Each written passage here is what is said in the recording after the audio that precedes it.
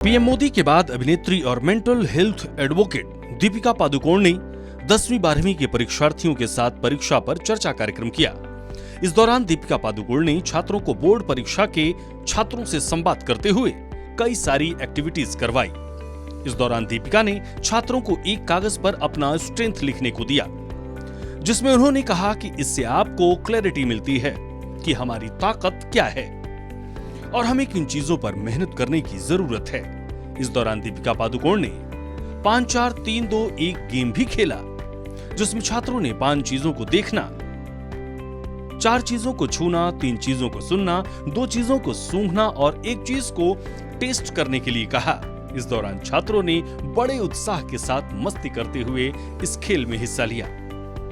I would focus on sleep.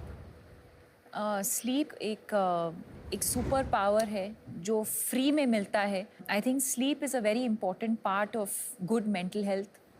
Adequate sunlight, बाहर जाना to get some fresh air, to just get some day light could help with your mental health. Pariksha Pe चर्चा कार्यक्रम के दौरान दीपिका पादुकोण ने अपनी जिंदगी की कुछ कड़ियां शेयर की और कहा कि स्कूल, कॉलेज, मॉडलिंग और उसके बाद फिल्मों में चली गईं। एक दिन आया कि काम करते करते मैं बेहोश हो गई। मुझे पता चला कि डिप्रेशन में थी। उसके बाद मम्मी आई तो उनसे मैंने अपनी बातें शेयर की, जिसके बाद उन्होंने मुझे साइकोलॉजिस्ट से मिलवाया। जैसे ही मैंने उनसे बात की तो मैं काफी हल्का महसूस करने लगी। दीपिका ने छात्रों से बात करते हुए आगे कहा कि डिप्रेशन कभी भी किसी को भी हो सकता है। अब बात कीजिए, आपके कंधों से बहुत बड़ा बोझ हट जाएगा। इसके लिए हम तैयारी कर सकते हैं, सो सकते हैं, एक्सरसाइज करें, मेडिटेशन भी करें। के बाद स्पोर्ट्स के बाद मॉडलिंग के बाद एक्टिंग, और मैं काम करती गई। और एक दिन ऐसे आया 2014 में जी, जब एक दिन मैं बेहोश हो गई और कुछ दिनों के बाद रियलाइज हुआ कि मुझे डिप्रेशन हुआ था।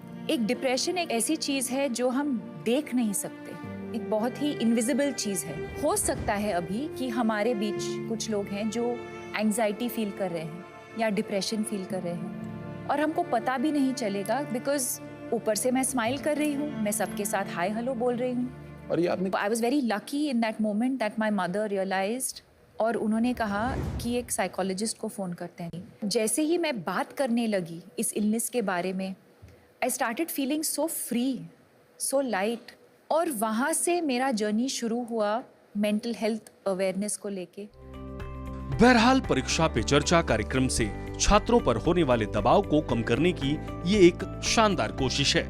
पीएम मोदी ने भी छात्रों को दबाव कम करने के लिए 9 टिप्स दिए थे और दीपिका की इस पहल से छात्रों को कितनी मदद मिलेगी, छात्र कितना तनाव कम कर पाएंगे, ये देखने वाली बात होगी।